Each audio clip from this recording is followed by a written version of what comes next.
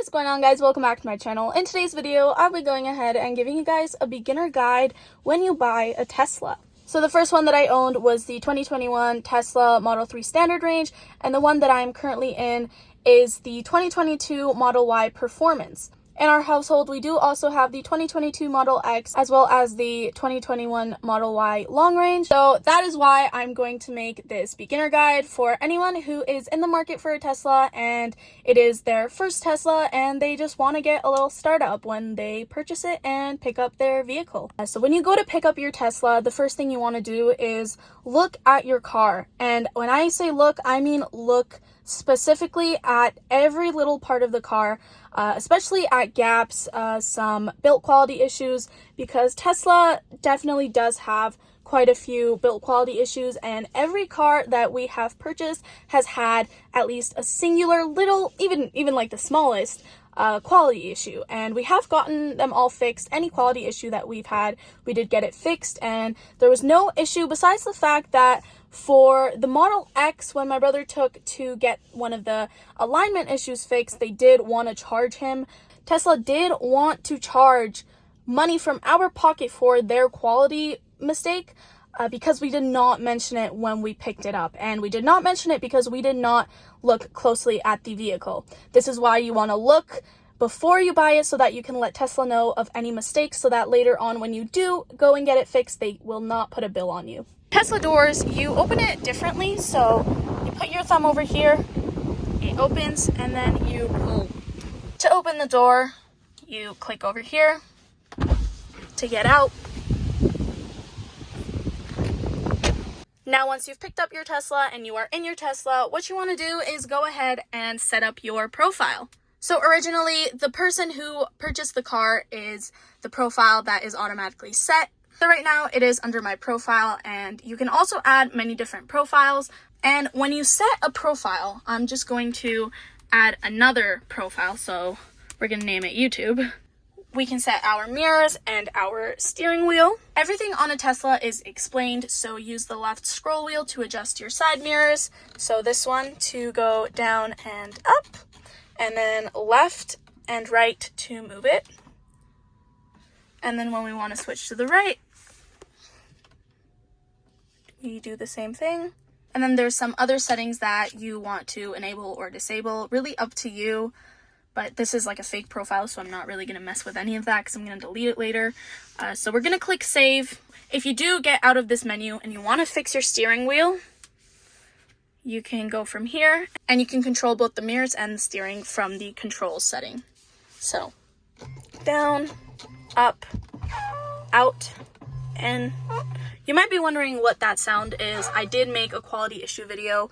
The link will be down in the description for that. Also, make sure that you adjust your seat before you do the steering and before you do the mirrors, because you can't adjust that and then move your seat, because then everything will be different. And it does also save your seat settings as well.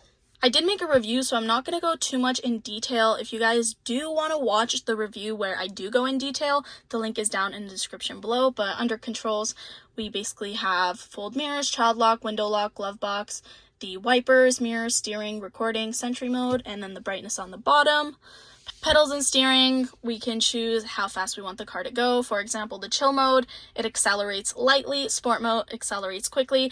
Now, if you are picking up your Tesla in the winter, definitely change it to chill mode. Sport mode is not safe whatsoever because it goes way too fast and you might spin out and you might crash. So I would not recommend putting sport mode if it is winter, but if you're picking it up in a great day, then definitely leave it on sport mode, have some fun with it. Steering mode, set on comfort, that's my favorite. Now, Tesla has stopping mode, which is creep, roll, and hold. And the hold, you don't brake. Unless it's an emergency and you have to brake, you do not have to brake because your gas pedal brakes for you. So as soon as you let go of your gas pedal, it slows down. So that's also extremely safe because if you don't have enough reaction time, your car is going to brake as soon as you let go of the gas pedal. Under charging, we can see the charging settings. Autopilot, this is the autopilot.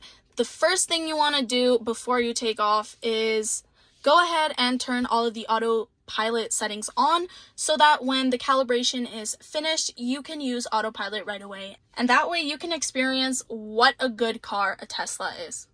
There's some other settings over here. Under locks, we can add keys, lights, display, and then we can set time, energy display, distance, temperature, and tire pressure to our liking. Under display for distance, make sure to set it to whatever your city uses. So kilometerage, miles. I live in Alberta, Calgary, so it uses kilometers. You don't want to put it in miles and then go over the speed limit, and you don't want to put it in kilometers and go under the speed limit. As well as temperature and then tire pressure as well. Same goes for the other ones, but the most important is the distance. Trips.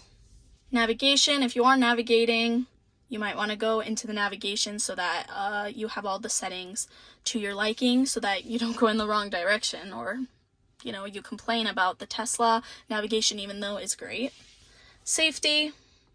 For safety, as soon as you get your car, you want to go ahead and turn on pin to drive and glove box pin. That way there is a pin for driving as well as a pin to open the glove box so that someone can't just get into your car and drive off without having to put in a code. Under service, it tells you if you have premium connectivity. I did get this car 3 days ago, so I do have the premium connectivity for a month for free, and then I can renew it for around $14.99, I think, in a month. And then there's upgrades, which says that I have to access from my phone, but that's not really that important when you pick it up. All these other stuff that I didn't say are important, you don't really have to do on the spot. You can just do that a little bit later, but the point of this beginner's guide is that as soon as you're there and you're about to leave, you want to make sure that you have all of these on and enabled when you are about to take off. To control the temperature, you can just slide up, put it to your liking, front, and then rear, and then you can heat the seats. And then there is also dog mode and camp mode, and then we can also keep the climate mode enabled. The rear and front defrosters, the phone, streaming, the dash cam, and then the 3 dots just takes you to all of these. So from here you can see the dash cam, energy, calendar, messages, theater, arcade, toy box, browser, Spotify, Bluetooth, radio, karaoke, tune-in, title. What I did as soon as I got the car was I connected my Bluetooth so I can listen to my music and hear the bass on this car. And when you get a Tesla, I'm gonna let you guys in on a little secret.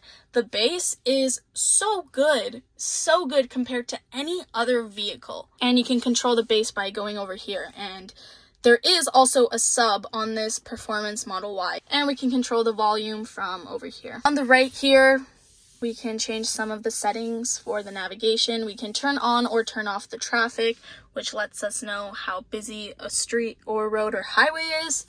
And then over here, we can go to chargers. We can open the front and trunk from over here by just clicking open, and we can also open the charging port by clicking on the lightning bolt, as well as open and unlock the car from here. We can also change this to our liking. If you do have a dead phone, there are 2 wireless chargers over here, but if you are usually running out of battery all the time, you might want to go ahead and keep a cable in your car, because the wireless chargers are not as fast as the cable, and if you're always running out of battery, highly recommend having a charger. If you are debating on whether you want to get a Tesla or you don't, and you're kind of stuck in the middle, I recommend getting a Tesla. Although there are some quality issues, every car has those quality issues. You're never going to get away with a perfect car. And Tesla is literally one of the best cars that I've ever driven, and it's very, very comfortable as well. It has great comfort. It is very great at driving. It drives for you. It's safe. All of the safety features, they are amazing. And also, if you are getting the Tesla Model 3 standard range and you live in a climate where it is always snowing, raining, and the ground is always wet, I definitely recommend reconsidering, because I did get rid of my rear-wheel drive because of how unsafe it was. It felt like I had no control over the vehicle because it was rear-wheel drive, and I did end up crashing it, and I will never go back to rear-wheel drive after having an all-wheel drive, which is the car that I'm sitting in right now. I hope you guys enjoyed this video. If you did, give it a thumbs up and subscribe to my channel for more videos. I'll see you guys in my next one. Bye, guys.